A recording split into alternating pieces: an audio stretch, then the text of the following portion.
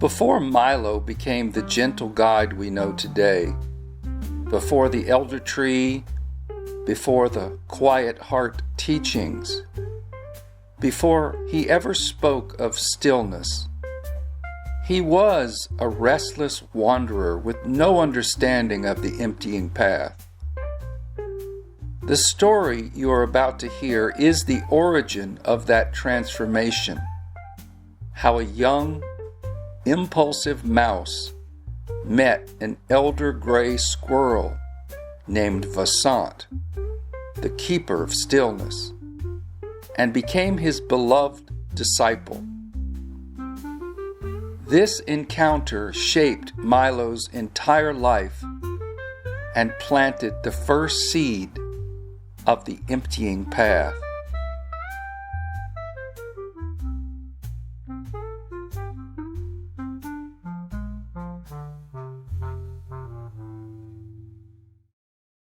Long ago, when Milo was still young and full of wanderlust, he spent his days chasing romance, playing his little ukulele in taverns, and drinking too much wine. Beneath his playful charm lived a restlessness he didn't understand, a longing to feel alive, to feel important, to feel more than the ordinary life he had been given. One night, craving adventure, he hopped onto a freight train, slipping into the boxcar because he couldn't afford a ticket.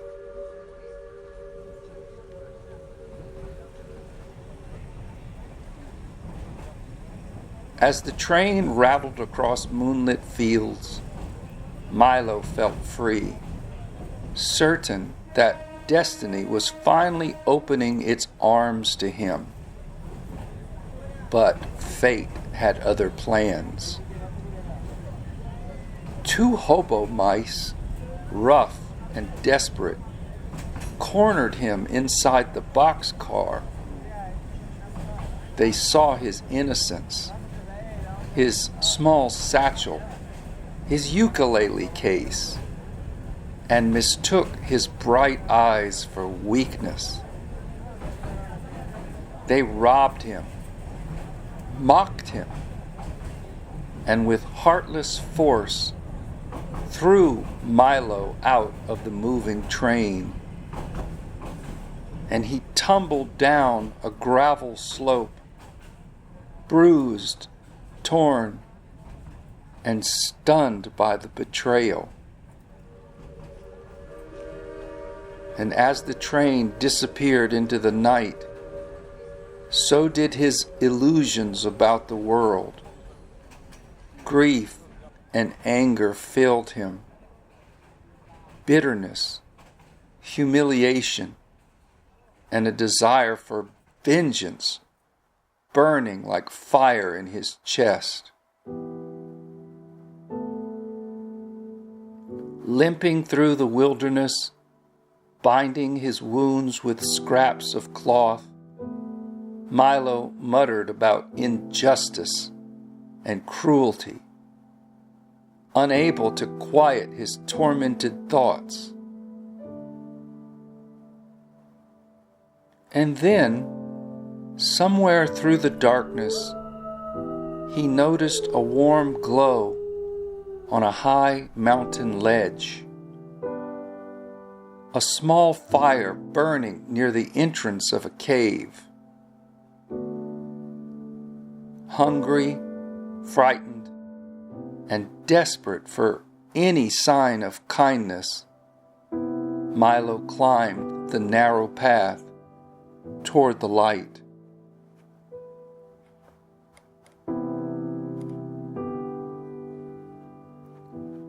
When he reached the ledge, Milo froze.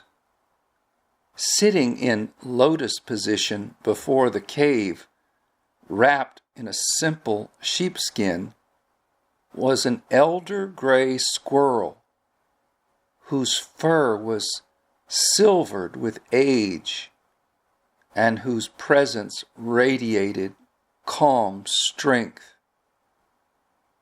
This was Vasant, the keeper of stillness. A serene grin stretched across his face, and beside him, on a smooth stone, were 2 cups of steaming tea, as though he had known Milo was coming.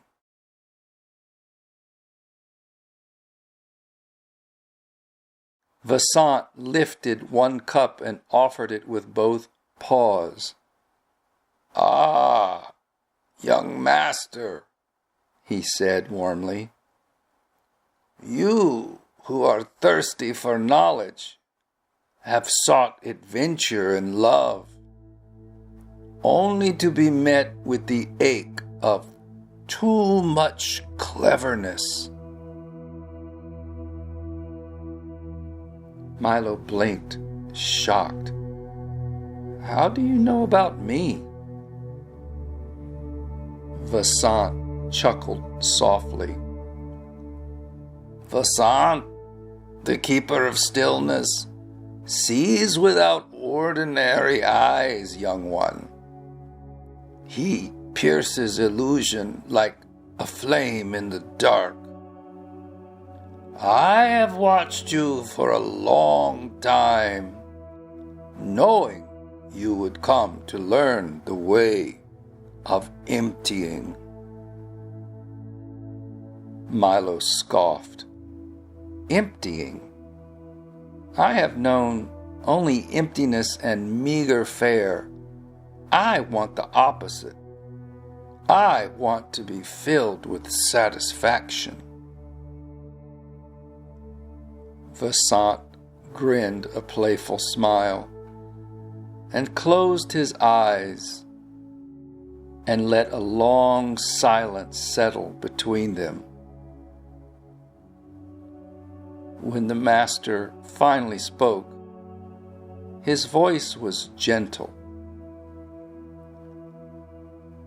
"To fill a teacup, young one, you must first pour out the stagnant tea that fills your heart. The anger, the bitterness, the restlessness of too much cleverness." At that moment, something in Milo softened. The words struck him with unexpected force. "Then show me how to empty my cup," he whispered. "I want to learn that."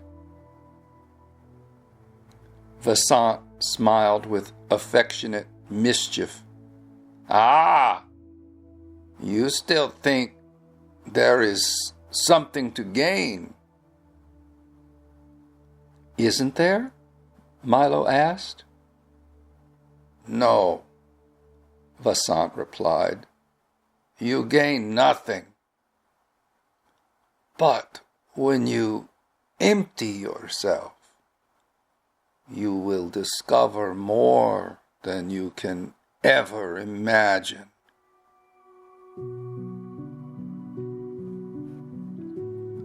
So Milo stayed with Vasant on the Mountain of Stillness for an entire turning of the seasons. He learned to listen to the wind, to sit without craving, to soften his cleverness, and to let his heart grow quiet. And this meeting between the wounded wanderer and the elder gray squirrel is how Milo's sacred solitude began.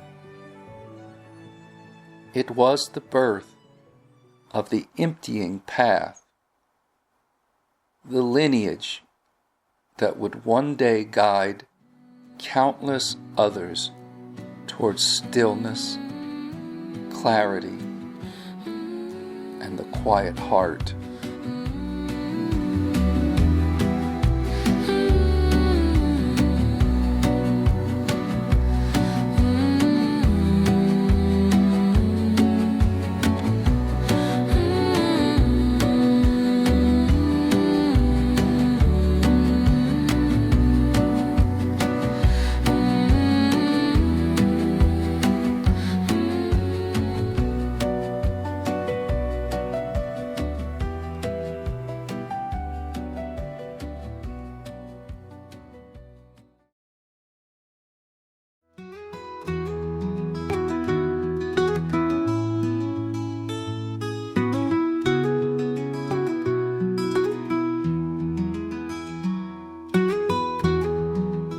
For 3 moons after Milo first stumbled into the circle of the Mountain of Stillness, the cave became both refuge and crucible.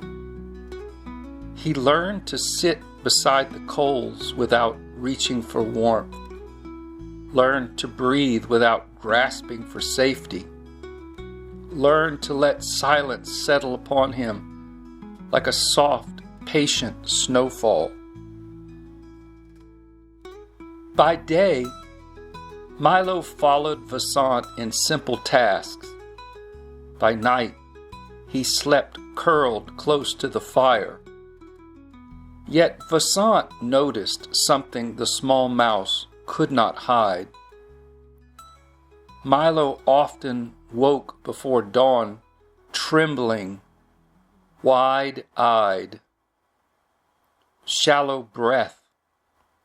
The terror came without warning, a cold, quaking memory that seized him completely. Vasant never questioned him, for he already knew what was stirring beneath Milo's newly awakening calm.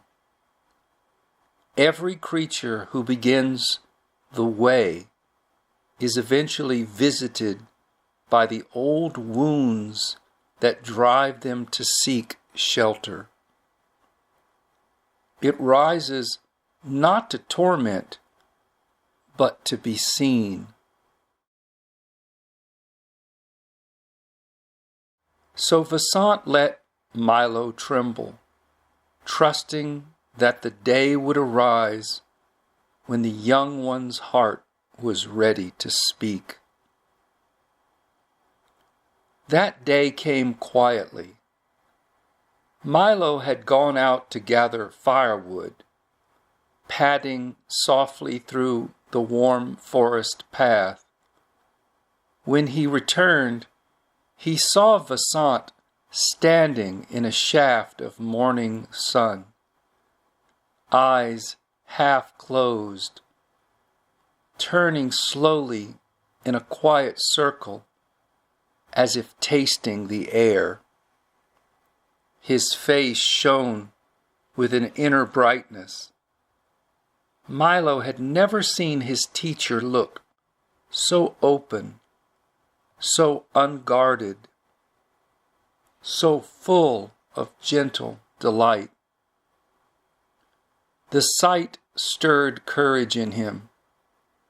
He set down the bundle of wood and stepped closer. Blessed One, may I ask you to speak with me about the night before I arrived here? Vasant opened his eyes, but he did not speak. He simply placed one paw warmly and steady on Milo's back.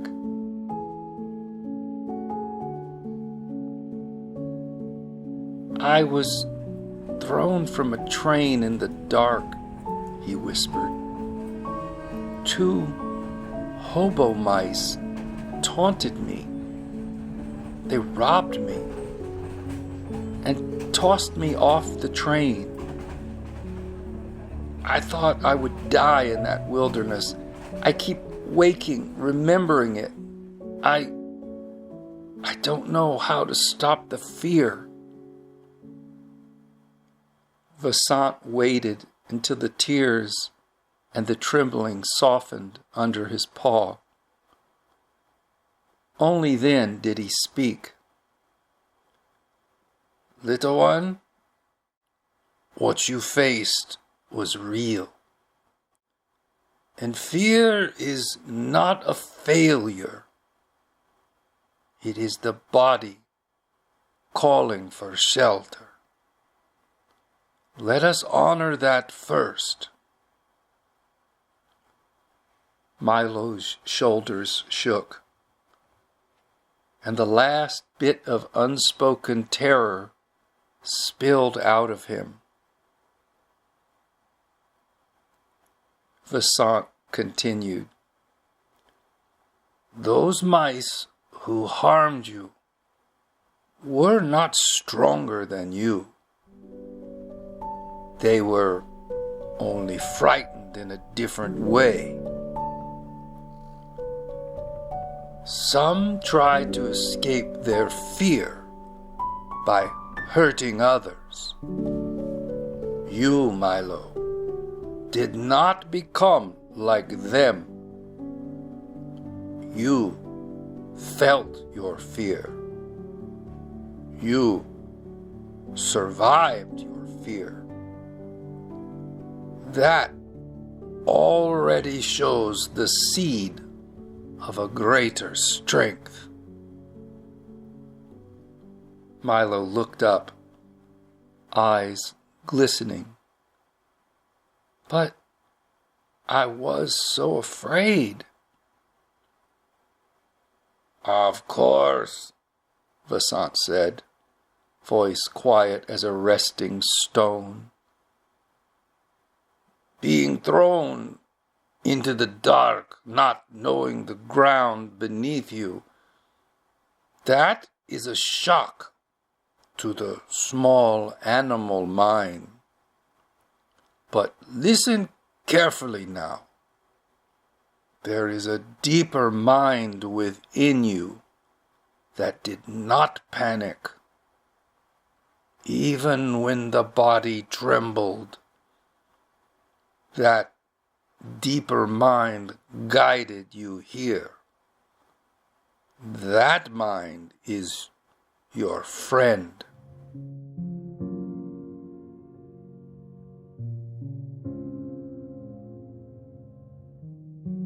Milo felt something loosen in his chest.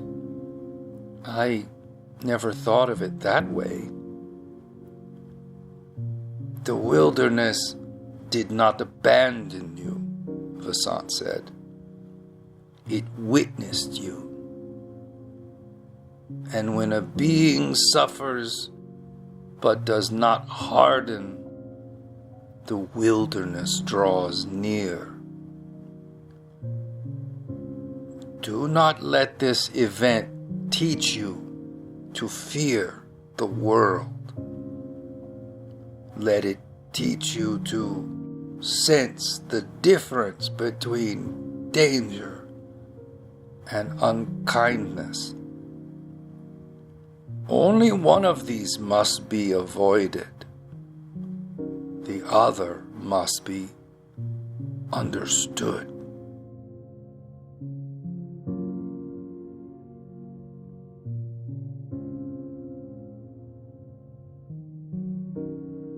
Milo nodded slowly. The fire in the cave flickered behind his memory. But every night it returns, he whispered. The falling, the cold air, the impact, the scrapes, the bruises. How do I make it stop?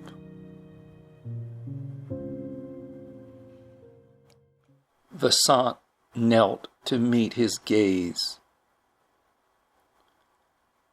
There is a fear that closes the heart and a fear that opens it. You felt both that night. The first was the terror that clung to your fur. The second is the fear that, once seen clearly, becomes wisdom. What rises in you now is the second kind. Let it stay. Do not push it away. Milo breathed deeply for the first time since arriving. You mean this fear can help me? Yes, Vasant said. You were harmed, but you were not broken. Being thrown from the train was not the end of your journey. It was the place where you learned that your spirit does not end at the limits of your body. Vasant placed both paws on Milo's small shoulders.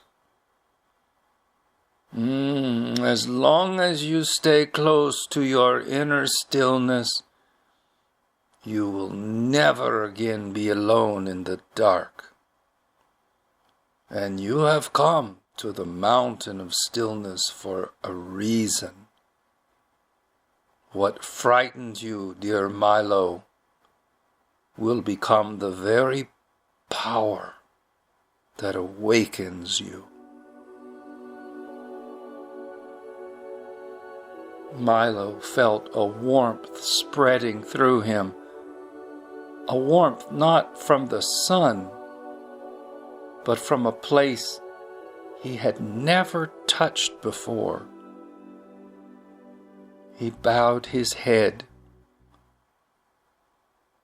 Blessed One, I thank you. Vasant smiled, his whiskers lifting gently.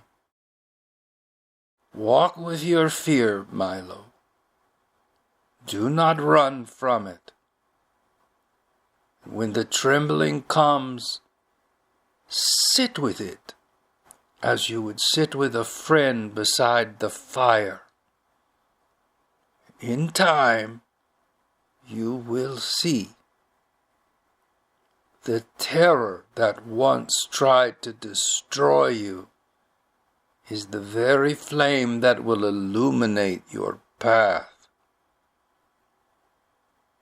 That night, Milo slept without waking, and though the memory of the fall would return in time, it no longer rose as a nightmare, but as a quiet doorway into strength. The first true initiation of the young mouse who would one day guide others through the wilderness of their own hearts.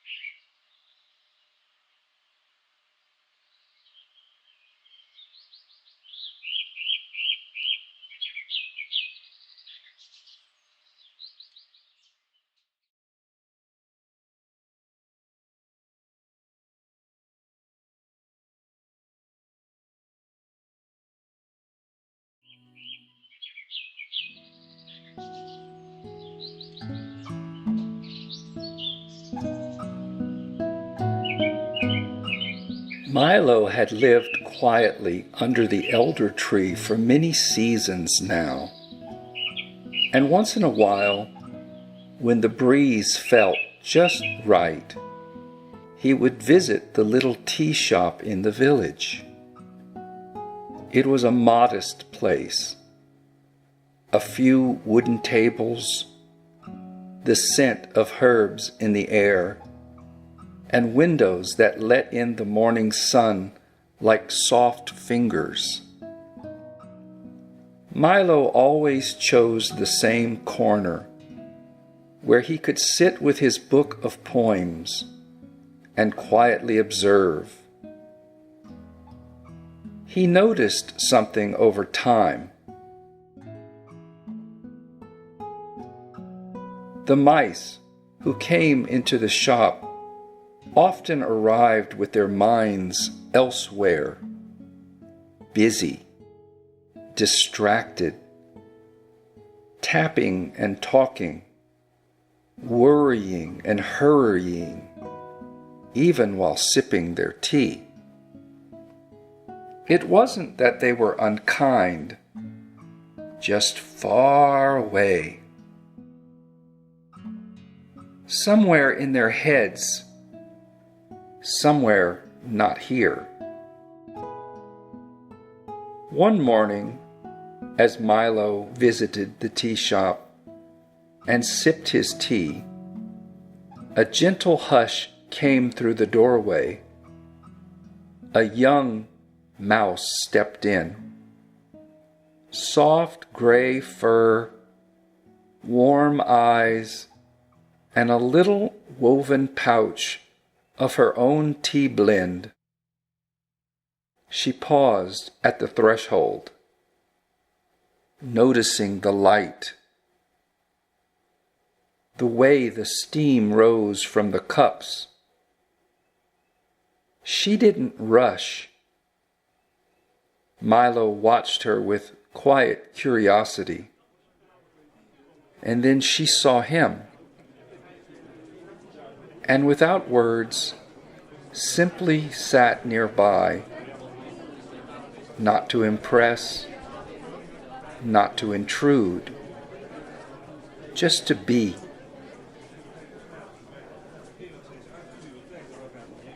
Minutes passed in shared stillness. No need to fill the space. Then she spoke, softly. "It's loud in here, isn't it?" Milo closed his book. "Even without shouting," he said. She smiled. "Sometimes I think the loudest thing in the room is what everyone's trying not to feel." They both turned toward the window, watching the light move across the floor. "Most conversations," Milo said, "are just words bouncing off armor. But between the words, there's something true." Just then, an elder mouse entered the shop. She herself moved slowly, ordered a small cup of jasmine tea, and there she sat, by herself, eyes closed, hands cupping the warmth. No scroll, no chatter, just quiet breath. Mila watched her, then whispered, "She's found it. The stillness between sips." Milo nodded, and in that quiet, something passed between them. Not a feeling, not even a thought, but a shared knowing. a shared rhythm. The same inner drumbeat, not needing to go anywhere, not needing to become anyone. Just this. A sip, a silence, a presence. Milo and Mila remain together, holding presence, a quiet kinship forming, rooted in stillness, growing without words.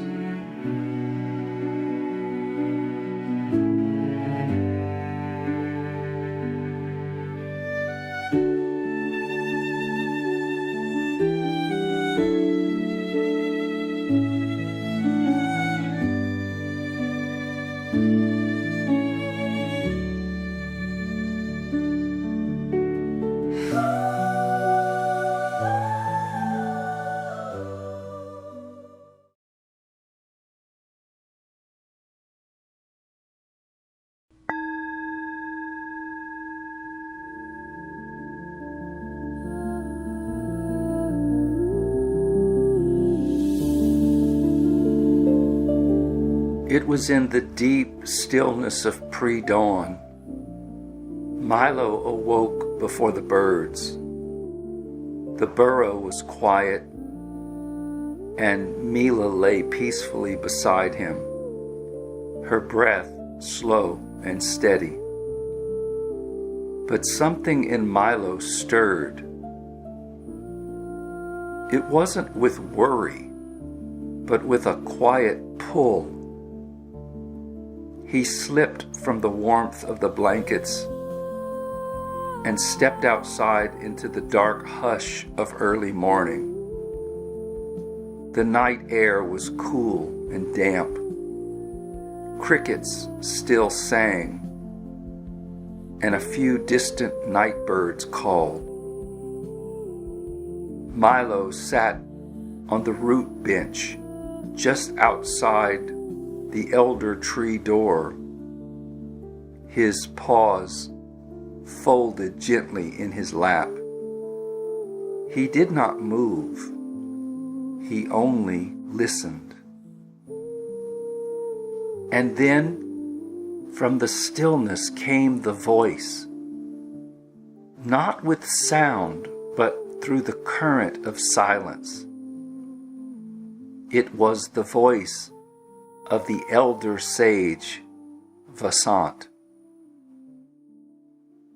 "Come to me, my child," the voice whispered, "and do not speak a single word until you are sitting here with me." Milo's eyes opened slowly. He knew this voice. Vasant, the great gray squirrel who lived far beyond the meadow, in a cave near the Mountain of Stillness. Milo had studied with him before, long ago. He had learned the art of emptying, of non-reactivity, and of sacred listening. Now, once again, the call had come.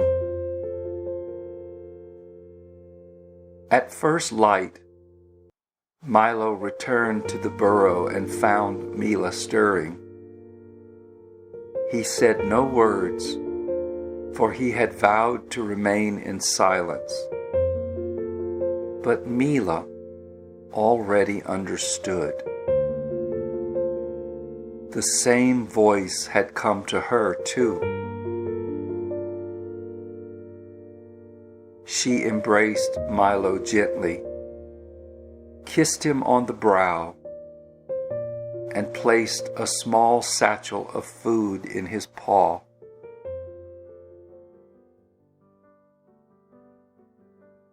Milo traveled alone in reverent silence for 3 days, through dew-covered fields, quiet woods, and shadowed valleys.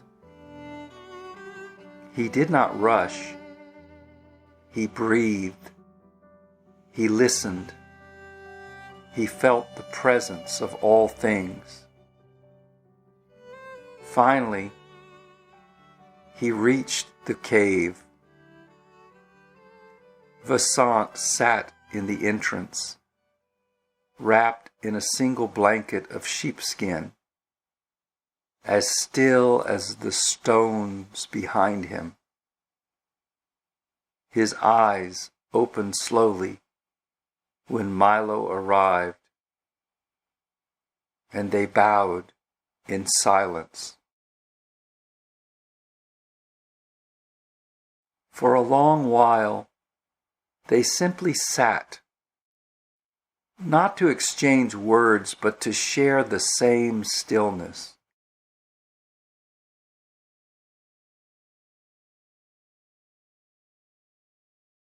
At last, the master spoke. "You have listened well," said Vasant. "I honor you, dear Milo. You have grown in stillness, in patience, and in silent knowing. And you have entered sacred union with your beloved. I am pleased." Milo bowed again, his heart full, but still silent.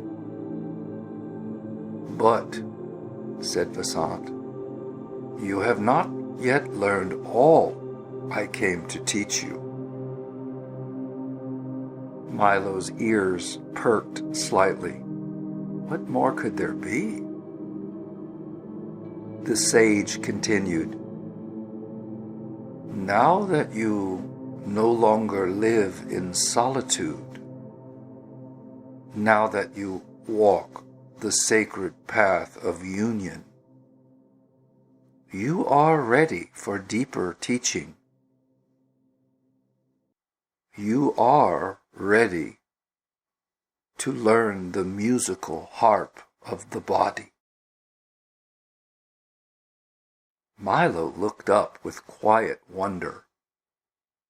Vasant explained, "Every living language holds the same seed sounds, the vowel, gifted by the stars, not by man or beast.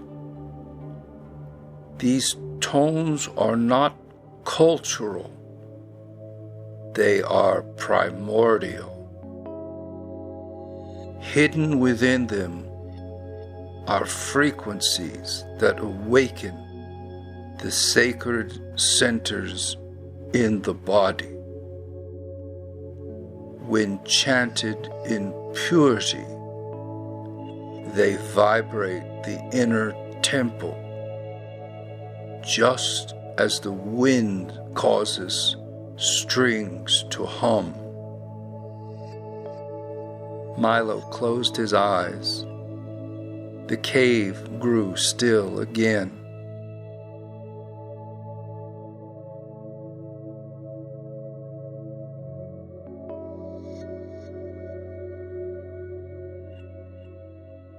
Then, in a voice both ancient and pure, Vasant sang the sacred tones, one by one. E, the sound of light, piercing and clear, awakens the crown and brow. E, soft and deep, stirs the throat and inner hearing. O, full and round. It opens the heart to compassion. Ooh, strong and low, empowers the will and centers the being. Ah, wide and open, grounds the breath in the belly and root. The tones echoed off the cave walls like a forgotten wind, and Milo felt them shimmer through his fur and bones. "These are the living tones," said Vasant. "They form the sacred harp of the body. When sung with devotion, they reawaken your original vibration, the song of the soul." Milo wept slowly, not from sorrow, but from the beauty of remembrance.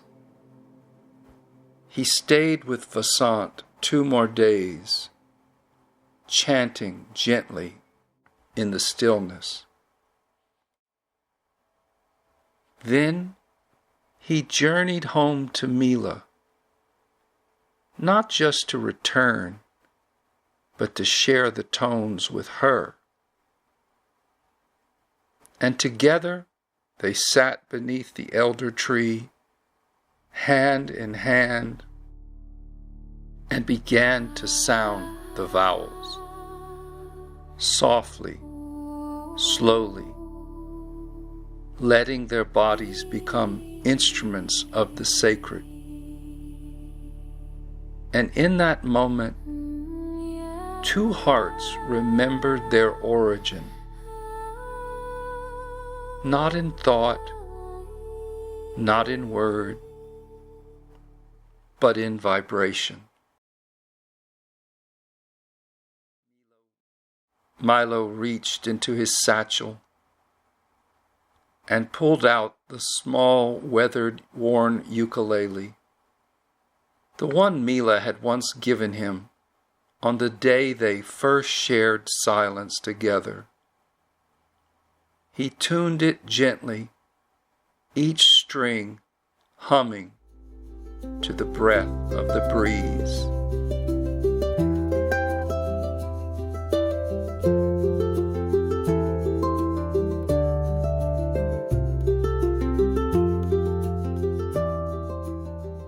By the time they reached the root note, the elder tree itself seemed to lean in, as if listening.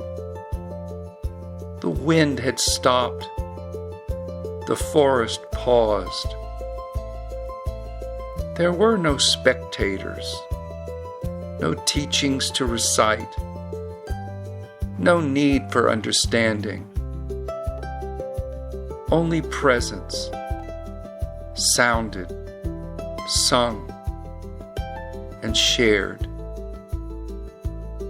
And from the roots to the canopy, everything vibrated as one.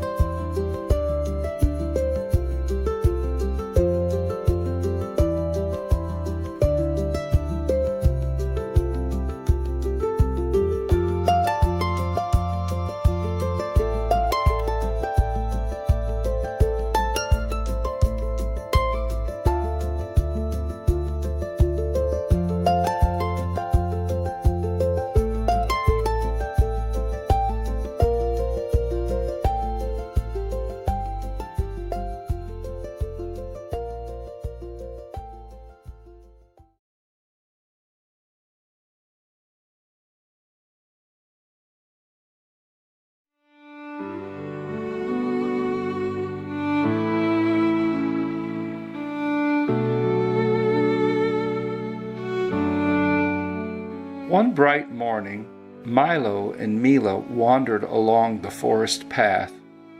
They were gathering berries. The summer air was still, and the river nearby glistened like a ribbon of light. As they walked, Mila suddenly stopped. "Look," she whispered. Pointing toward the riverbank, there they saw, sitting quietly on a flat stone, the elder squirrel, Vasant. His fur was grayer now, his movements slower, yet his presence was steady and luminous. Milo's eyes grew wide. "Vasant? What is he doing here? He lives 3 days away, high near the Mountain of Stillness." The two scampered closer, curiosity brimming. Vasant looked up and smiled. "Ah, my young friends, you are surprised to see me here, yes?"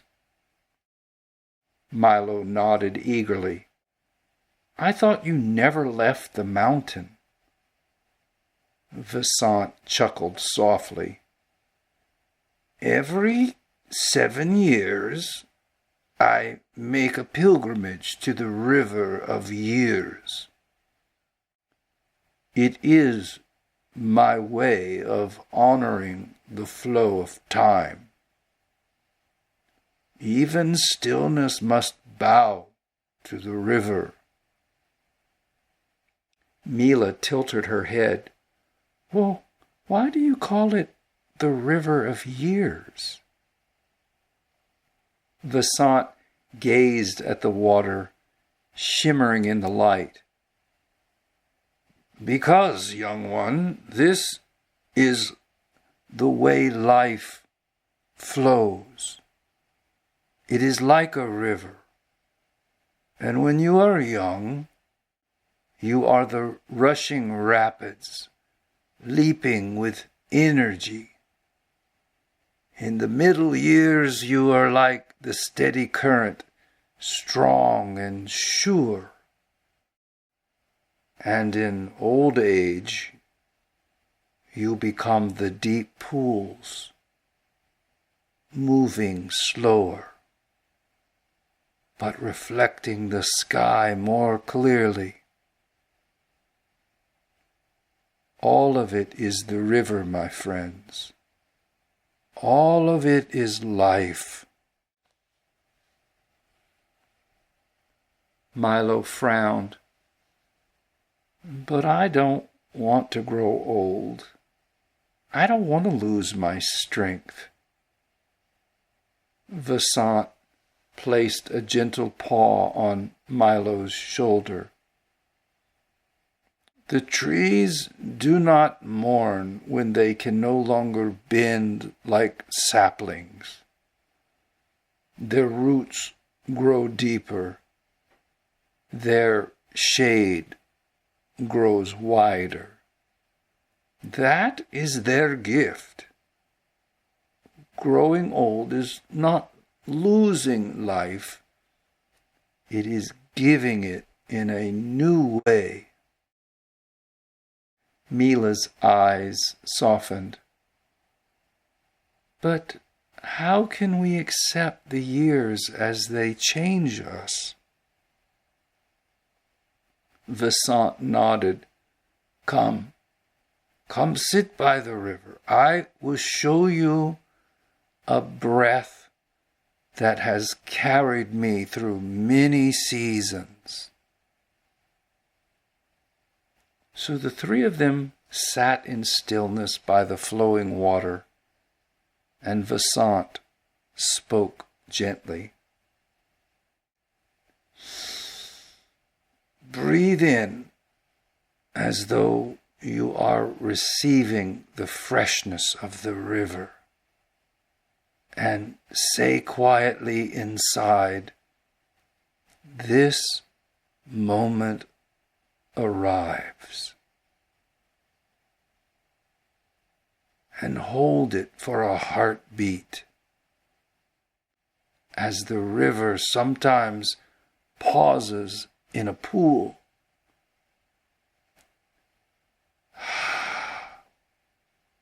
Then breathe out slowly, whispering, "This moment passes." And after the breath, feel the stillness that remains. This is how you float in the river of years without fear.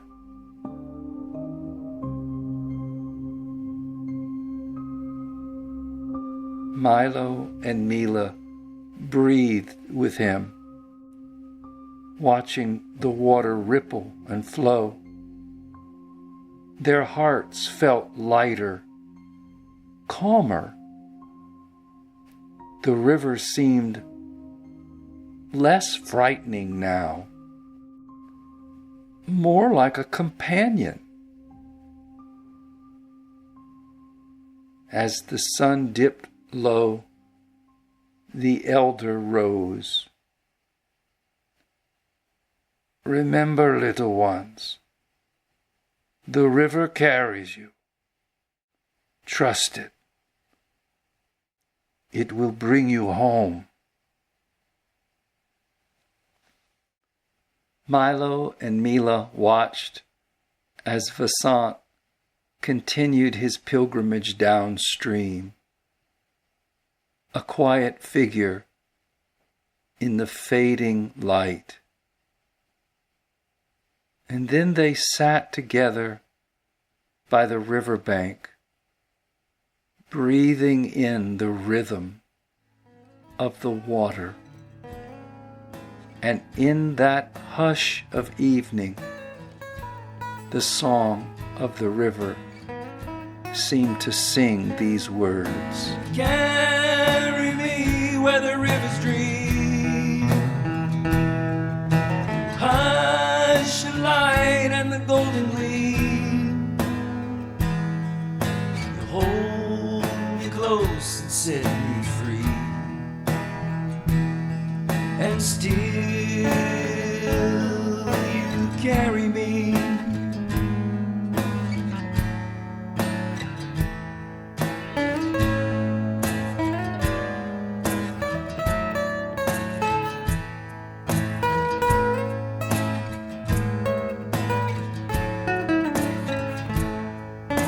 Soft as the wind, sure as the sea. Soft as the wind, you carry me.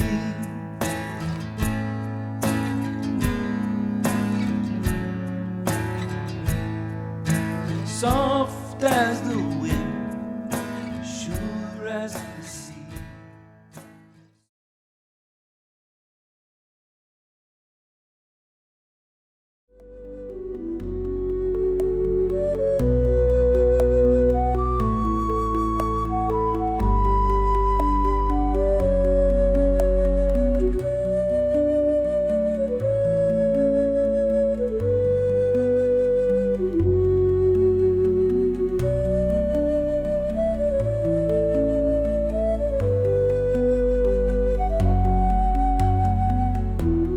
Before you watch this story, I invite you to breathe with me for a moment. Life asks us to love many things we cannot keep. A partner, a friend, a child, a season. We part not because love fails, but because the current moves on. To live with coherence is to remain in that current, steady, open, allowing love to change its form without losing its light. This episode is about such a parting.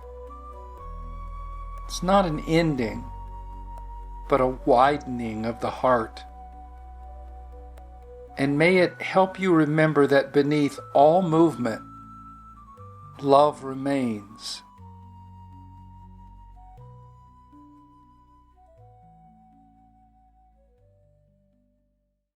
Evening settled gently over the meadow where the river widened and slowed.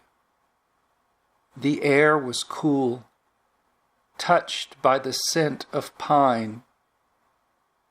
Milo was gathering kindling for their fire when he noticed Mila standing near the water, her reflection trembling in the ripples. She had been quiet all day. Milo set the bundle down and waited. Finally, Mila spoke. "Milo," she said, "the wind has changed.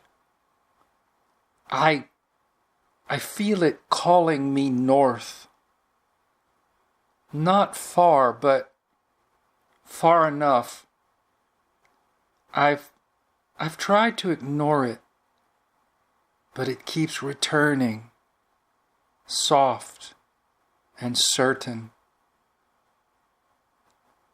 Milo didn't answer at once. He had felt the same pull, though he had wished it away. The river's current seemed to pause with him, as if listening. "I know," Milo said. "It's been whispering to me too. I thought if I stayed here near the hearth, it might forget my name." Mila smiled, the kind that hides a tremor. "I don't want to leave you," she said. "But something deeper than wanting is moving in me. And it isn't restlessness, it's remembrance." He looked at her then, and really looked. The same way you look at a moment you know will become a memory.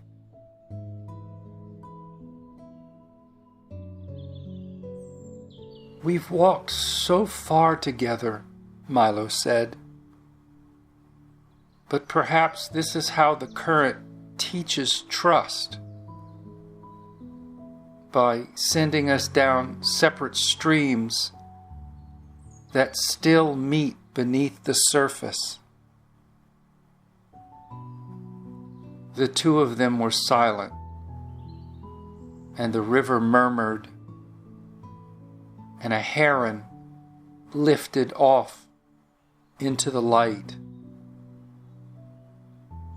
Mila looked up into Milo's eyes and asked, "Will you miss me?" "Every dawn," he said, "and yet not in the way I once missed things. I'll miss the sound of your laughter, but I will hear it in the wind. I'll miss your warmth beside the fire, but I'll feel it in the sun. What we are, it doesn't end here." Mila's eyes shimmered, and then she spoke. "Then we are not breaking," she said. "We are widening." He nodded, unable to speak. Mila stepped closer, placed her paw against his heart, and whispered, love remains, not as the story, but as the current that flows between us.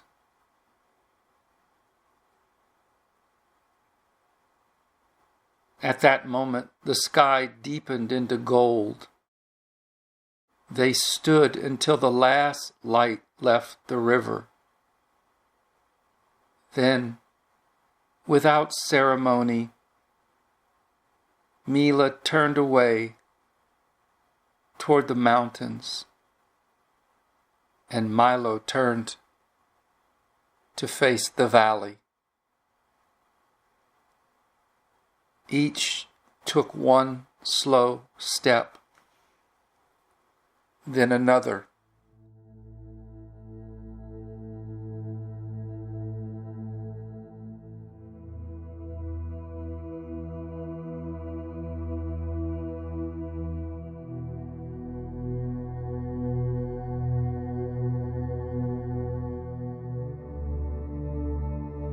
As the distance grew, the same breeze brushed both their faces, carrying the faintest echo of a shared song,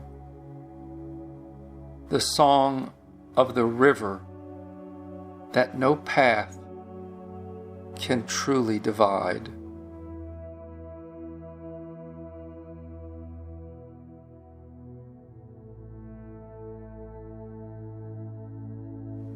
Every true meeting begins and ends in presence. Milo and Mila remind us that the most sacred gift we can offer is not possession of one another, nor is it promise, nor permanence, but it is presence itself. When two hearts rest in presence, love flows freely.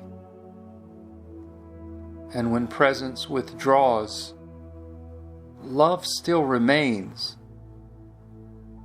because love was never made of form. Their parting is not a loss, but a return, an unveiling of the truth that love is the natural state of being. It doesn't vanish when the story changes.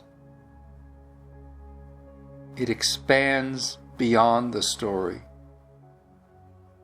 into the quiet current that connects all life. So when the path divides, remember the river beneath the river, the still awareness that holds every joy and every farewell. And from that stillness, the heart knows love cannot be broken, only revealed.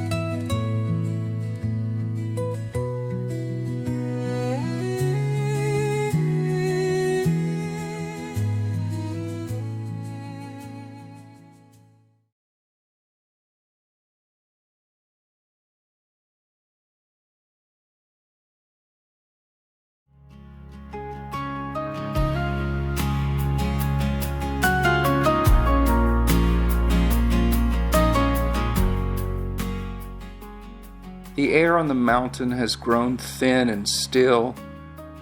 Inside the cave, a single fire burns low. Vasant, the elder squirrel, sits close to it, wrapped in a shawl worn soft by many winters. His breathing is shallow now. Each exhale, a small wave that returns to the shore and lingers before it fades. But he is not afraid. Vasant has lived his life as the mountain lives, without hurry and without resistance.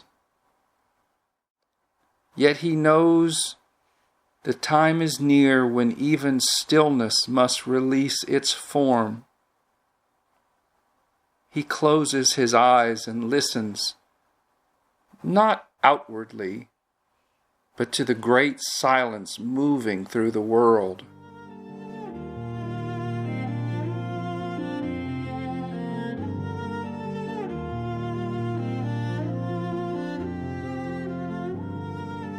Far below, in the northern woodlands, Mila pauses mid-step.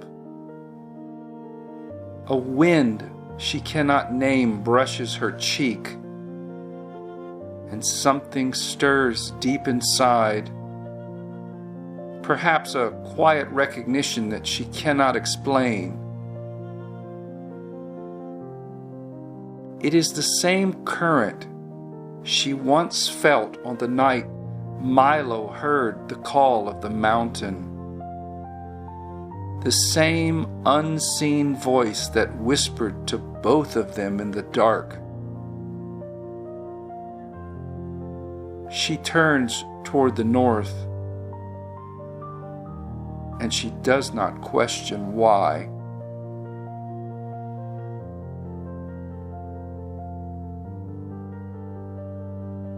The path unfolds beneath Mila's feet like a memory awakening. And sometimes she presses her hand to her belly without thought, just feeling a strange tenderness, as though her body itself carries a secret the mind cannot yet see.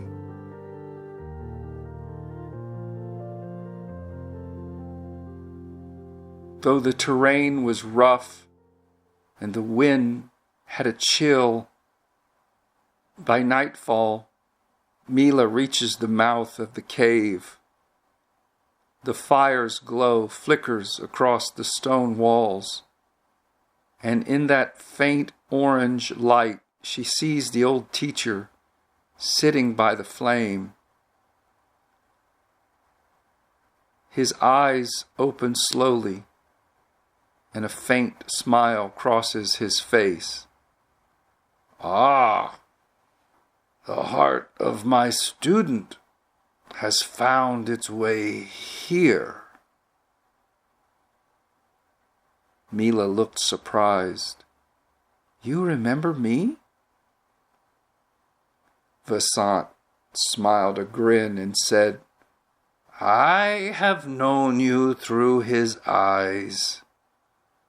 The one who listens is never a stranger." Mila slowly kneeled beside him. For a long time, neither one of them spoke. The silence between them felt alive, not empty, but full of everything that cannot be said. Finally, Vasant spoke again, his voice soft but clear. "Young one, when the teacher grows still, the teaching begins to breathe on its own. What I gave to Milo was not mine to keep. Now it moves through you, child. The same current, the same river, and seeking a new form. Mila lowered her gaze, feeling tears form, though she didn't know why. Finally she said, I felt the forest calling me. Ah, it wasn't the forest, he said, closing his eyes again. It was silence, asking to be heard. Just then, the fire crackled softly, and Vasant's breath slowed, and yet the stillness around him was glowing with a quiet light.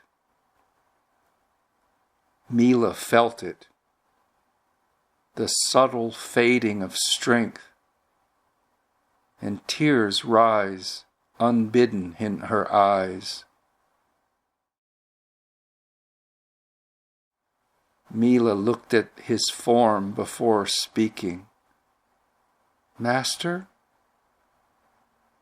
you're dying. Vasant smiled faintly. The mountain takes back what it lent. There is no loss in that. Mila pressed his hand gently between her own. Then I will stay with you, for as long as there is breath. Vasant opens his eyes again, surprised. But for a moment the old sparkle returned. Few choose to stand beside the setting sun. It is a quiet love that asks for nothing. Then let me learn that love, Mila said. You already have. They sit together as the night deepens. Mila stirs the fire and wraps his shawl tightly around his shoulders, and she sits beside him. Vasant leans back, content, breathing slow but steady, the rhythm of roots deep in the soil. And during this time, Mila stayed. She tended the fire, she gathered herbs, and she listened to the breath of the mountain and to the sleeping murmurs of Vasant. Days became weeks, a time that loses its edges. The silence that once called her north now shelters her here. And beneath Mila's hand, life quietly stirs. Not yet known, but already belonging. The silence waits, not to end the story, but to guard what has not yet been revealed.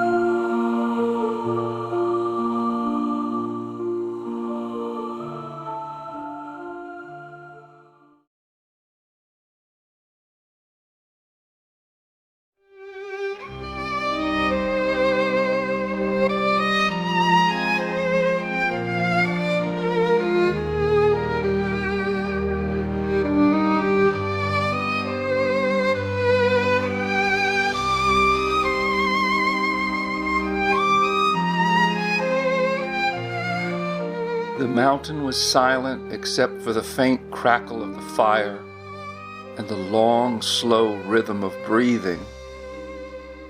Outside, the snow had hardened to a silver crust, and the wind moved softly along the stone, like a voice that had grown too tired to speak.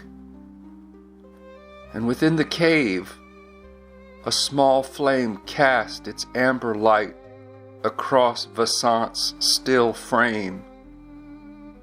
His fur had thinned, his eyes half closed, yet a faint smile lingered, the look of one listening for a call that came from somewhere beyond the breath.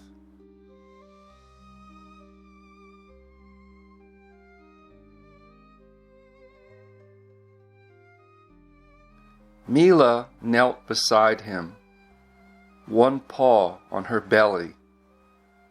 The child stirred gently, as though aware of the fragile heartbeat beside them. She tended the fire, fed it dry twigs, and laid the herbs to steep, and listened to the thin whistle of the mountain air. Days had become weeks. Time had lost its edges. Her thoughts moved slowly now, like the smoke that drifted up to the cave's ceiling. She missed the warmth of the valley, the smell of the river moss after rain, and the taste of Milo's bread baked over morning coals, the lilting tunes he played on his small ukulele as the sun fell low. She missed their long silences by the river, where words were never needed, and yet everything was said. Sometimes Mila would wake in the night, feeling his absence beside her, and whisper into the darkness, "Had I known what was to come, we could have made this journey together." But she also felt, beneath her hand and within her breath, that the path had not been wrong.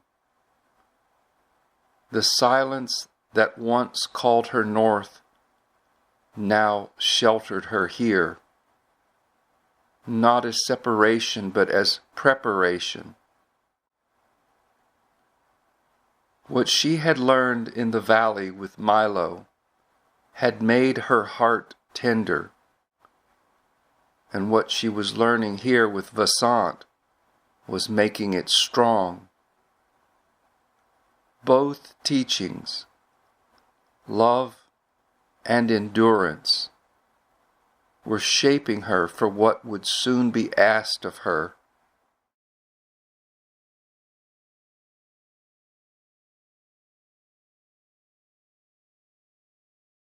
One night, as the thin dawn began to rise beyond the cave's mouth, Vasant stirred. His breath was shallow, but his eyes opened clear and bright, as if seeing through both worlds at once. Mila came quickly to his side, and as she did, a sharp cry of life answered him. Her labor had begun.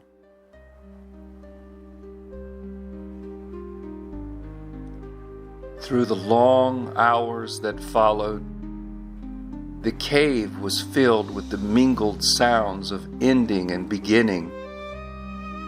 Mila's breath deepened into rhythm. Vasant's grew faint and still.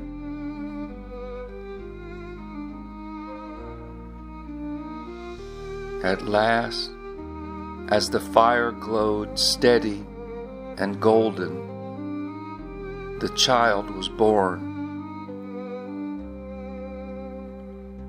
Mila gathered him close, trembling, exhausted, and radiant. Vasant reached out a trembling hand and rested it over hers. His voice was barely more than a whisper, yet it carried through the stillness like a bell. He shall be called Solendo, the quiet strength that endures. May he remember the mountain and the peace that waits within all things.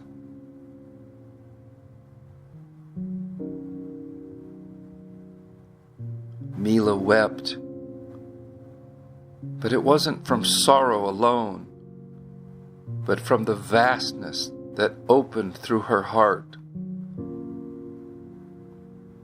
Vasant smiled faintly once more, his eyes lifting toward the glow of the cave's ceiling, as though seeing the sky through stone.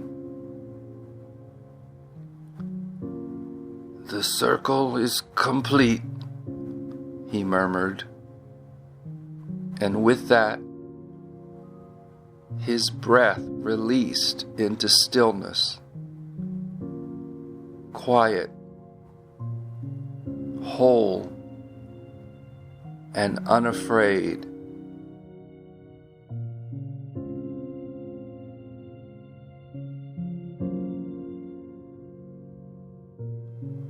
For a long while, Mila did not move. The fire whispered. The mountain held its breath.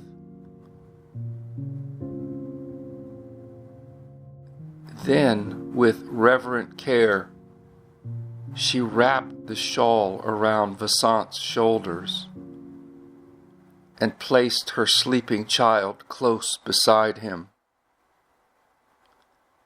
Not for warmth, but as a bridge between worlds. Life and death lay together for a moment. Two breaths meeting in silence. The elder's journey completing as the child's began. She tended the fire once more, and the air was soft with snowlight, pale and forgiving. When dawn finally widened through the cave's mouth, Mila whispered, "He blessed the child, and the silence blessed him."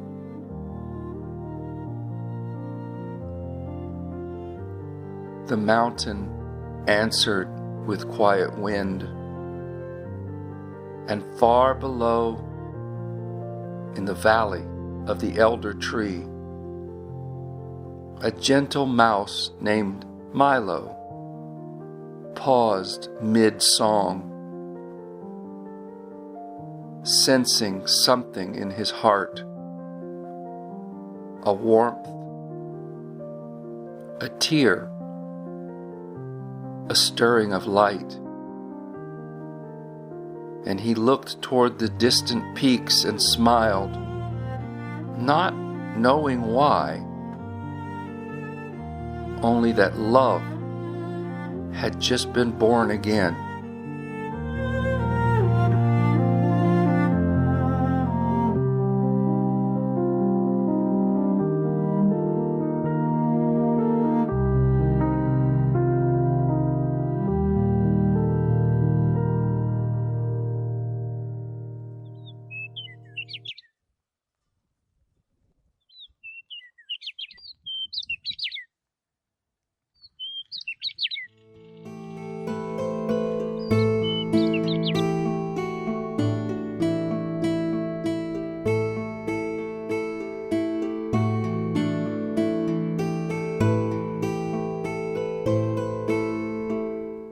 Winter gathered itself around the Mountain of Stillness, soft and heavy, settling over the cave like a great white blanket.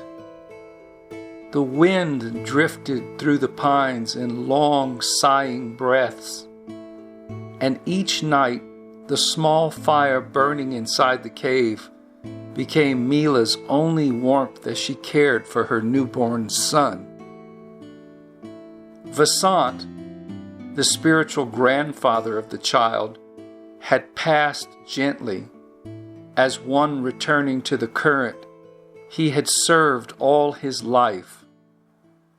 Mila had carried his body to the ridge overlooking the valley, wrapped him in an old sheepskin, and built a memorial of stones over him. Before placing the final stone, she whispered, "Thank you for naming him.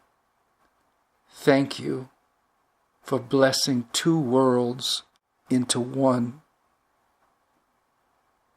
She pressed her forehead to the baby's. "Solendo," she murmured, "you are the bridge he foresaw." For 3 months, Mila remained alone in the cave with Solendo. She learned the rhythm of winter, melting snow for water, gathering pine branches, nursing the baby through long nights, and singing the soft mountain songs Vasant had taught Milo. Sometimes she spoke aloud, just to hear a voice in the silence. "You would have loved him," she whispered to the child one morning. "Your spiritual grandfather was a river of calm. He carried the whole mountain inside his chest." Solendo cooed and curled into her warmth. One cold afternoon, searching for extra blankets, Mila noticed a cedar trunk pressed against the far wall of the cave. She had passed it dozens of times without seeing it, as though Vasant kept it hidden until she was ready. The hinges groaned when she lifted the lid, and inside lay simple treasures: 2 round clay teacups, a blackened cast iron pot, folded clothing patched and mended by hand, sheepskin pieces used as rugs and bedding, a bundle of herbs, a few simple tools, and several worn journal books tied with twine. And beneath all these, wrapped in wool, a manuscript. She opened it gently, and on the first page, written in Vasant's unmistakable hand, she read, "The Way of Stillness." Mila sat down beside the cedar trunk, baby against her chest, and she could hear Vasant's voice as she read the first lines. "I have no history to tell. Those threads were gathered long ago into the weave of breath and light."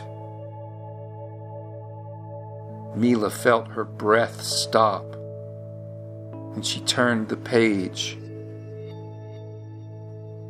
I have lived many lives, and still they unfold.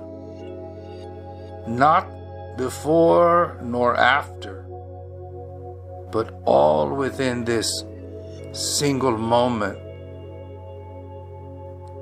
Time for me is no longer a river, but a field of shimmering echoes. To walk among them is to remember that the past never left and the future has already spoken. Tears blurred her vision. She took a breath and continued to read. I offered this way to Milo and Mila, and to the one who will arise from their love. A soul not yet known to me by name, but whose breath I already feel within the current. Mila pressed her forehead to the manuscript. He knew, she whispered. He knew about you, Solendo. She read the next lines with trembling pause. In another age, this one will give language to the silence I have lived. And perhaps it is also written for you, for we are never strangers in the silence.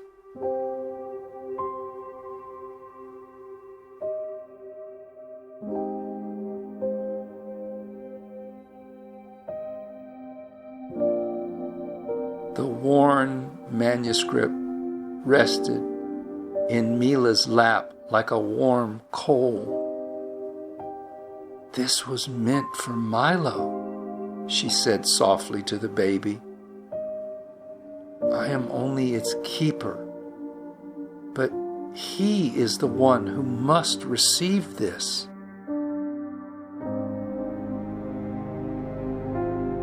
As winter softened and the first hints of spring crept across the mountain, Mila prepared to leave. She wrapped the manuscript in soft cloth and returned the other items to the trunk. The cave would wait for their family, as Vasant surely knew. It would be home again someday. One morning, with frost still clinging to the rocks, Mila lifted Solendo into his cradle sling. It's time, she told him. We're going home. The path downward was narrow and winding, and the air smelled of thawing earth.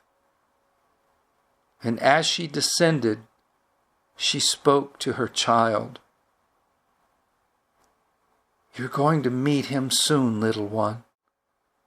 The one your spiritual grandfather watched for so long. Milo is waiting, even if he doesn't yet know it. The early spring sun glimmered across the valley. Mila took a final look at the cave where Vasant had lived, died, and left his legacy. The elder had not vanished.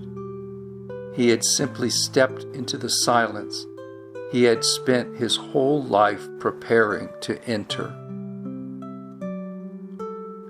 Mila turned toward the distant meadow, toward the elder tree, and toward Milo. toward the next movement in the great story of stillness. And with steady steps, she began the 3-day journey home.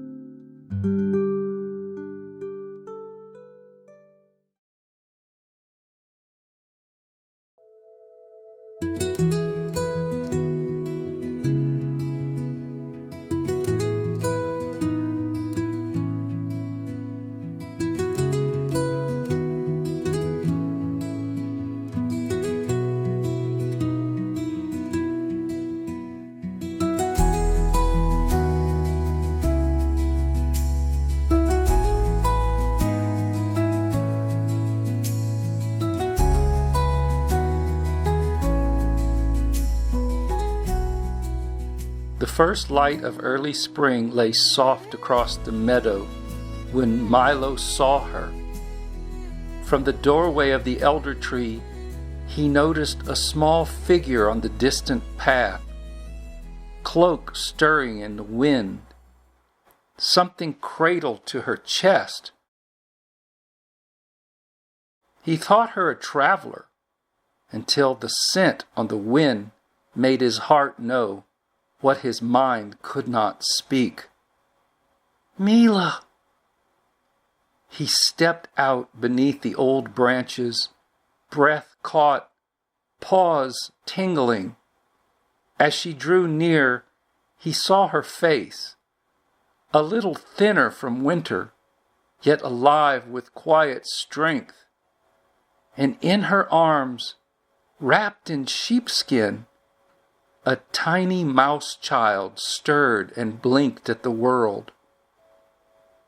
For a moment, he could not move. All the months he had sat under the elder tree remembering her, not with sorrow, but with the understanding that sometimes rivers divide only to meet again in the sea. Gathered into a single point inside his chest. When Mila reached him, they said nothing. They simply leaned together, foreheads touching, breathing the same air. Then Milo looked down. Is this? His voice broke. This is Solendo, Mila said softly. Your son, the blessing of 2 worlds.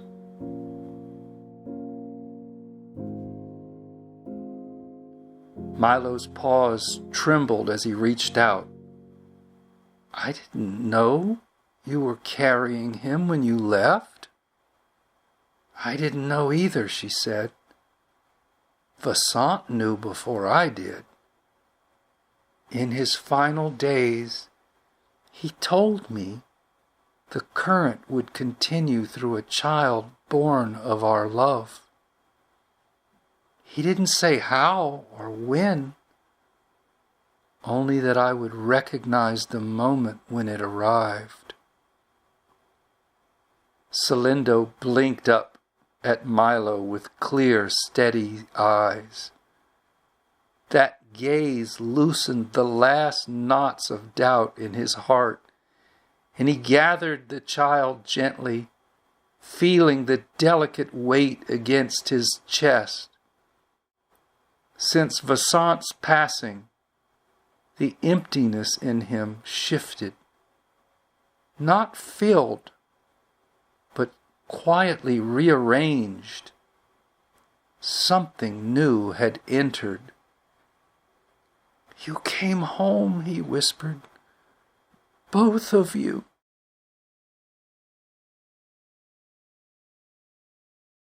They went inside the elder tree as afternoon light filtered green through the leaves. Over a simple meal, Mila told him of the winter in the cave, Vasant's passing, then her 3 months alone with Solendo beneath the hush of snow. Milo listened the way Vasant once listened to him, without interruption, without holding any answer ready. When the story paused, Mila placed a bundle on the table. The cloth smelled faintly of cedar and smoke. Vasant left this hidden in a trunk, she said. I read only enough to know it wasn't mine to keep. Milo carefully unfolded the cloth with reverent pause. Inside lay a manuscript, its pages yellowed, the ink in Vasant's careful hand, and on the first page stood a title, The Way of Stillness. Even the room seemed to grow quieter. Solendo curled against Mila, stirred at the shifting of paper, and Milo began to read aloud. I have no history to tell. Those threads were gathered long ago into the weave of breath and light. I have lived many lives, and they still unfold. Not before nor after, but all within this single moment. Milo swallowed and turned the page.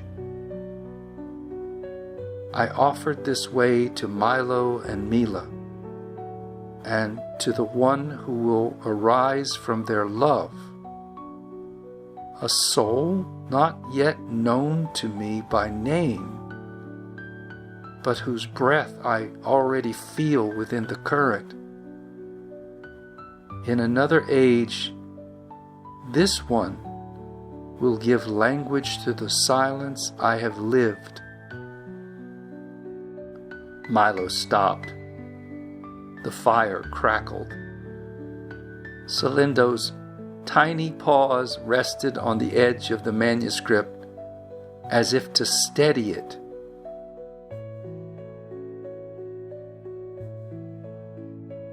He knew, Milo whispered. He felt Solendo before he was even born. Mila nodded. He called him the bridge, the one who will stand between two worlds, the one we can see and the one he entered when the body could no longer hold him. Milo turned another page. There I learned the art of listening, not to words, but to the resonance that lives beneath them. It is said the cave echoes only when one speaks. I found instead that it echoes when one disappears and only listening remains.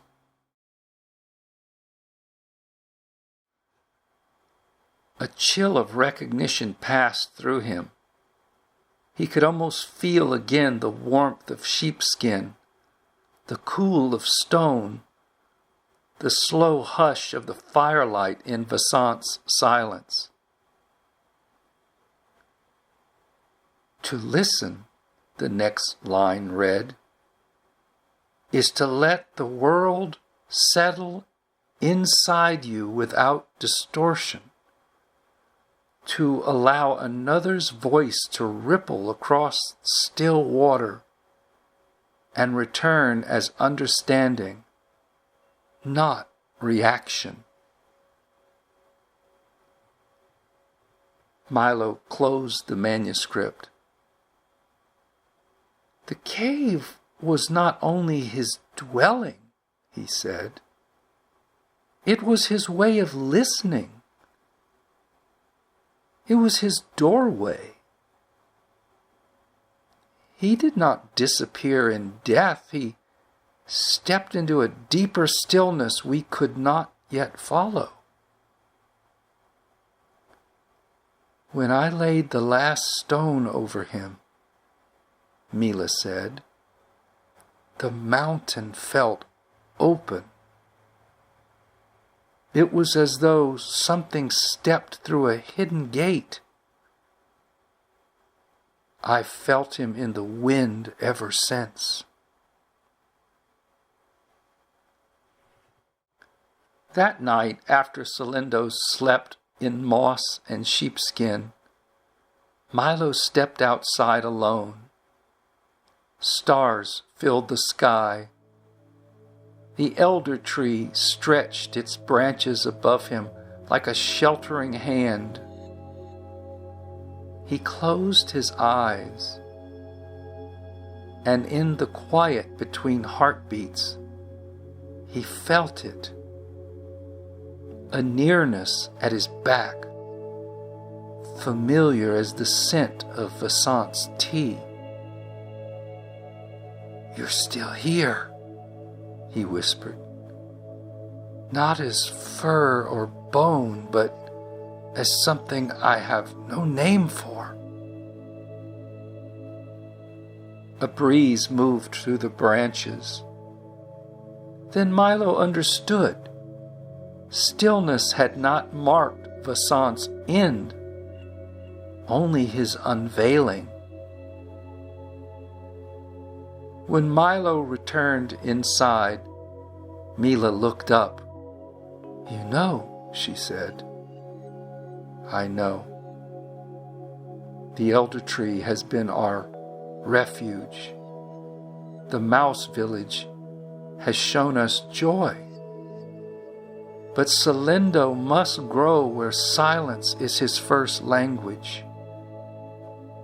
Our path leads back to the Mountain of Stillness."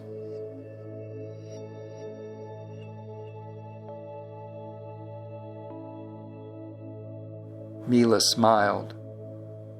I felt the same. All winter, I knew we weren't meant to stay in the cave forever. We were waiting for you.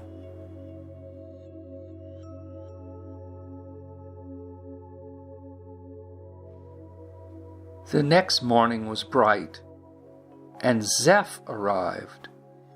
His eyes widened at the sight of Solendo.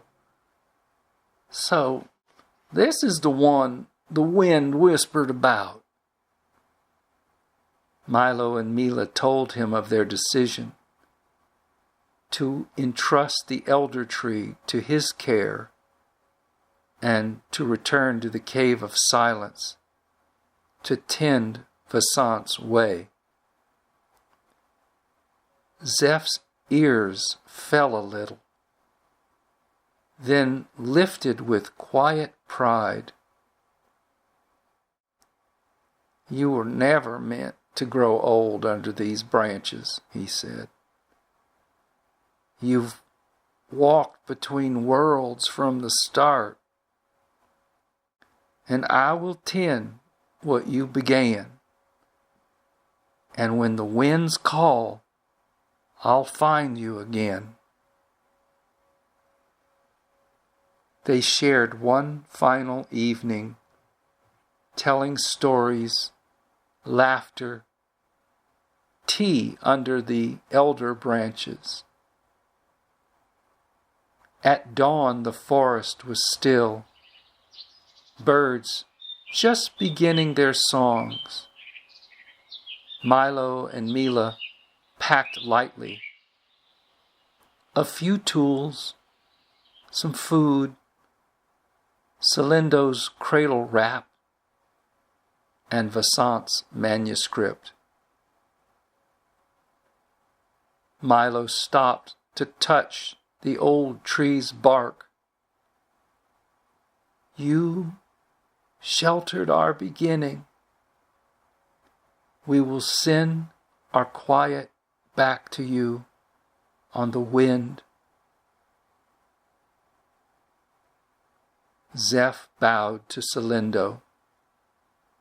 Grow well, little one. The world will need your listening.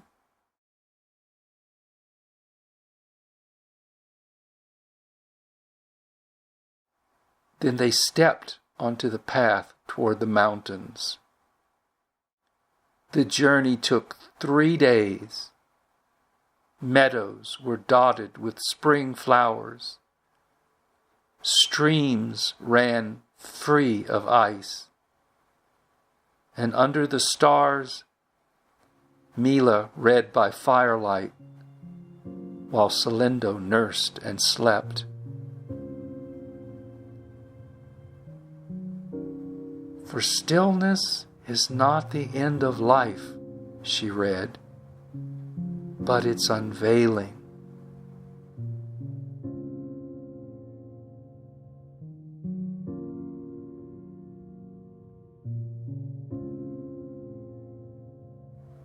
At last, they reached the narrow path carved in the mountain's side. The scent of stone and pine returned like memory. The cave of silence waited, its entrance a dark, welcoming mouth. The old fire pit still stood. Clay cups and the blackened pot remained on the shelf. Milo stepped in first, feeling the cave's cool breath move over his fur. He set down the pack, took the manuscript, and placed it on the stone shelf where light from the entrance could touch it. We are here, he said. We came back. Mila laid Solendo on a folded sheepskin. The little one blinked as if recognizing a place known long before his birth. Milo lit the fire. Shadows danced across the stone walls. The cave did not echo with their voices. Instead, it deepened into a listening so vast that even their breathing felt part of something ancient and whole.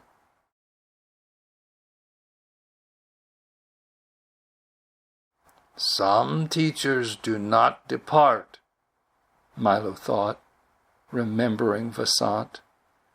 They shift into a silence where only the listening heart can hear them. Outside, the Mountain of Stillness rose into sky. Below lay the wide valley, rivers silvering through forests, the realm of immortals humming not as elsewhere, but as a deeper layer of this very world. Inside the cave, the little family settled into their new life. Milo poured water in the old pot. Mila tucked Solendo in and hummed a quiet melody that seemed to belong both to her and to the stone. The manuscript rested on its shelf, waiting for small paws and curious eyes in the years to come. And from that ledge above the valley, the lineage of stillness flowed onward, from Vasant to Milo and Mila, from them to Solendo, and in some unknown future to any heart that paused long enough to listen. So the story did not end. It merely grew quieter, passing gently from the world of words into the realm where silence itself becomes the truest teacher.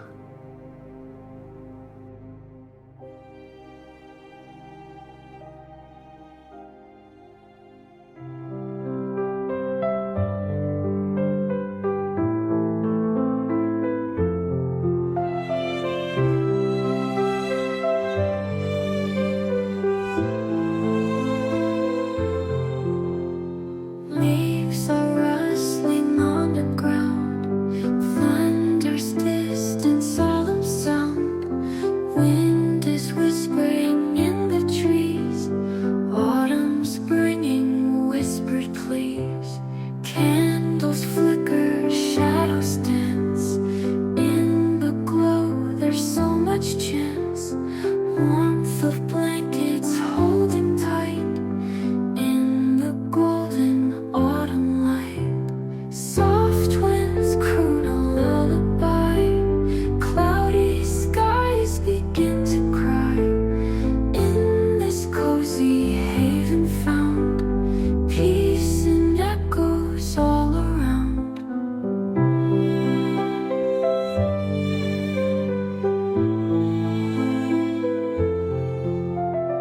Memories in the fireplace wrap us in a warm embrace. Every raindrop paints the night. Autumn's kiss is soft and light. Crimson leaves, they swirl and fall. Nature's gift, a silent call. Days grow shorter, nights grow deep.